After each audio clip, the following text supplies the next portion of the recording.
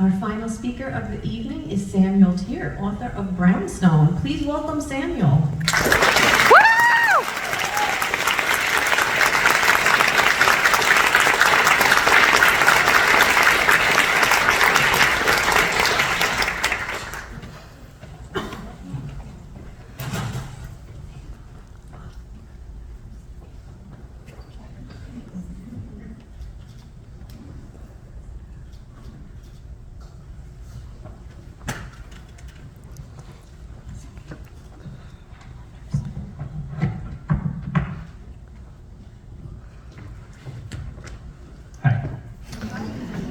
I got a question. Do you all own printers? Like, for real? In this economy, guys? What's up? Oh, is that what? Okay, I don't say a lot of hotel stuff. All right, guys, look. Everybody who's been up here before me has said some really wonderful things, some really thoughtful things about the state of the country and everything. I'm not going to do that. You've heard it. Rex did a great job. Lauren did a great. There's no point reiterating it. What I am going to do is I'm going to tell you a story, because that's about all I'm good for. So, once upon a time, there was an adorable Latino boy. He was growing up in the Midwest. And this Latino boy, let's call him Sammy, just for sake of argument. He struggled to make friends. You know, he tried too hard. He was too earnest, and he's too much of everything. And didn't have a lot of friends, or any, until he kind of delved deep into the world of comics. And that led him to making two friends who were also into comics. And this very dweeby trio, they rode the school bus together. And we sat they sat directly behind the bus driver. And I don't know, maybe it's changed in years, but back in ancient history when I was a child, or Sammy, that was not the place to sit. We sat there so that we would not get rocks or bottles or other things thrown at our heads. And what we did is we rode that bus home every day, and we talked about superhero comics, and we talked about superhero trading cards, because that's what there was. And it was great. It was some of my fondest memories. And a funny thing happened. Was one day I was racing through the halls on my way to the bus because hot on my heels, all of my tormentors. And I was the first person on the bus. Sammy was. Sammy was the first person on the bus. And he got there and slumped down in that seat directly behind the bus driver. Chest, beating, breathing hot and heavy. And the bus driver turned around. And she looked at him. She, Caucasian woman, brown hair, little ponytail, kind of a mousy demeanor. And she looked at him and said, "Hey, you like comic books, don't you?" And at that moment, I didn't know it. Sammy didn't know it. Trajectory of his whole life changed. She handed Sammy a coverless copy of a comic book. It was a Superman comic. There's some debate about whether I'm misremembering or conflating two comics, but it was an unreleased issue of Superman during the famous Death of Superman arc. Now this coverless comic, you're like, well, why is there no cover? Was a color proof. And as the bus driver told Sammy, her husband worked at DC Comics. And she said, "You can read this, but you have to give it back before you get off the bus." Sammy vigorously is nodding. And so he reads the comic. And then he reads it again. And then he reads it a third time. And by the time Sammy's bus came to a stop and he got off. He was walking home, looking at the power lines that line the street. There was a thought rattling in his head, over and over and over. If comics is a job, then that's a job I could maybe have. And so, by the time Sammy got home, he threw open the front door, and a decision was made.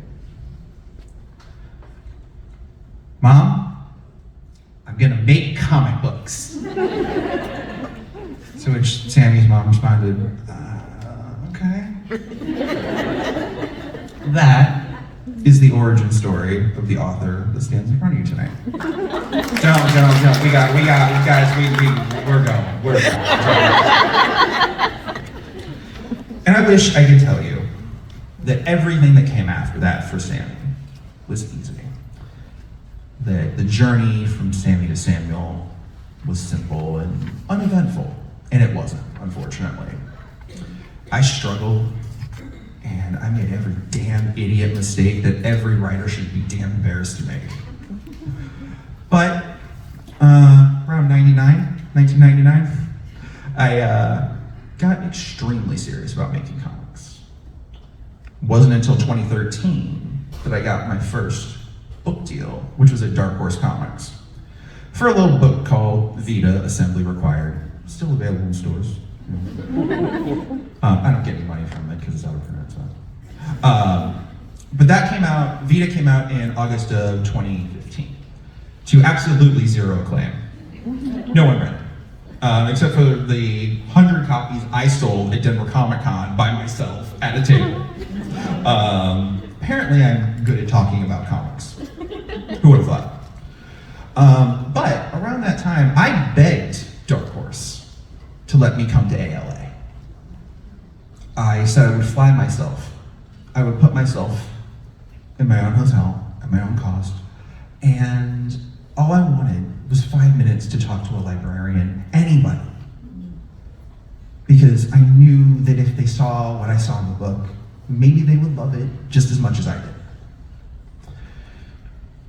Dark Horse told me under no circumstances was I to come to ALA. And believe me, I got the email receipts. So, all their money was going to promoting Fight Club 2 that year. It was nearly 10 years ago. August 2025 is the 10-year anniversary of Vita's publication. 10 years later, I'm here accepting an award for a book that came out a year ago. After Vita came out, there was nothing that happened for me career-wise. And believe me, I tried. Listen, any way to get an editor's email, I was doing that. I pitched to every publisher, they turned me down. Some of them literally said to me, we already have a Latino writer. Oh, believe me, they're still saying that. I'll tell you though, there was a moment in all of that darkness that changed my life again, the way it did with Little Sammy. And it was when I sent an email to an artist, and I got a response back that she wanted to work with me, that they wanted to work with me, and that artist is Mara Julia. And Mara and I emailed back and forth for weeks, and talking about our shared experiences growing up mixed race, the commonalities that we had despite living in vastly different parts of the country. I literally went to a high school that was surrounded on 3 sides by a cornfield. So those emails turned into Brownstone, and I've said this elsewhere, and if you want to hear more about the book, there's a podcast called Robots from Tomorrow that Mara and I are on. Just listen to that. But I was working at a hardware store. I saw a young Latina girl translating for her dad to one of the Caucasian employees. And I just wondered, what was their story? It was a weird thought. It's not one I normally think of. It just happened. And I went home, that kept rattling around in my head. The writers in the audience are sort of like, you guys know what I'm talking about. When something gets stuck And I started to wonder if maybe their story could be my story, and if maybe that could be Mar's story. And if that could maybe be the story of every single person who doesn't feel like they fit in. And I started to work on Brownstone. And it took me about a year, a little bit longer, year plus, before we even put it on sub. And it was a year of waking up every morning and slicing my wrists open and bleeding on the page. Because I knew this is it. This is my last shot. The direct market didn't want me. So I went to the graphic novel space. I wasn't sure you guys were gonna want me either. And every single day, through tears and pain, I asked myself, is this worth it? And there was a voice back in my head. It was little Sammy's voice reminding me that comics are always worth it. And so, like, I'm bringing it up, guys. Making comics is literally the only thing I've ever wanted to do my entire life. There was a brief period when I was like 6 that I was going to be a paleontologist for sure. And then there was like a few months there when I was a teenager that I was like definitely going to be Kurt Cobain, and then he sort of committed suicide, and it didn't really seem like a good, trajectory. So, I don't have the aspirations of being a novelist or working in TV and movies. I just want to make dope comics with the people that I love and respect. That's it. That's all I ever wanted to do. Brownstone gave me a second chance at that. Julia gave me that. And she also gave me a much valued friendship that I never expected. Mar, you're my sister.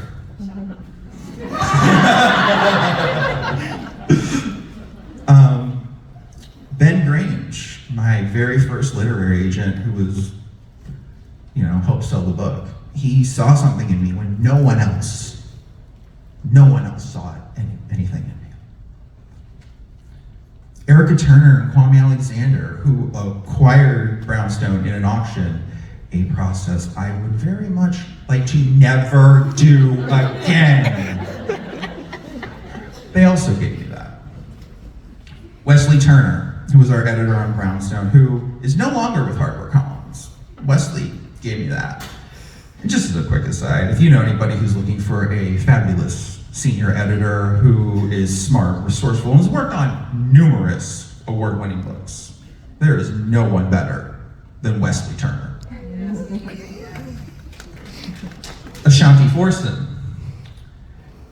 and their gorgeous application of color gave me that. Mary Claire Cruz's stellar and thoughtful design gave me that. And Jazz Perry, the agent who gets me in a way that no one does, who picked up where Ben left off, gave me that, and still gives me that with every project my mad brain concocts. And yes, despite our contentious relationship, even Charlie Olson gave me that. Hi, Charlie. And I thank every single one of you for having a hand in this, because Mar said it, it's a team effort. And I love you guys, and I respect you guys. And I swear to God, I'm almost done. I've been getting asked since January, what does winning the Printz Award mean to you? I didn't really have an answer. But don't get me wrong, I bullshitted some shit, but I didn't really have an answer until now. And the Printz Award means that Brownstone's actually getting read. That's the biggest award I can have. I'm sorry. That people are actually reading the book. It also means that I get more eyes on my upcoming book, Castles and Cholos, over at HarperCollins. This is promotion time, folks. It means I get to work on 3 volumes of a truly wild sports manga called Pock to Pock over at Abrams. And it means I get to try to make one of the most personal projects I've ever made. A story of a girl and her demon dog, called Blanca and Cadeo, a reality, despite many editors not seeing the value in that project. And I'm very much looking forward to proving so many of you wrong. The Printz Award means that I get to wake up every single day, and I get to make little Sammy's dreams a reality. So I, Samuel Teer, Printz Award-winning author of Brownstone, thank you for that. And so does little Sammy. Good night, guys.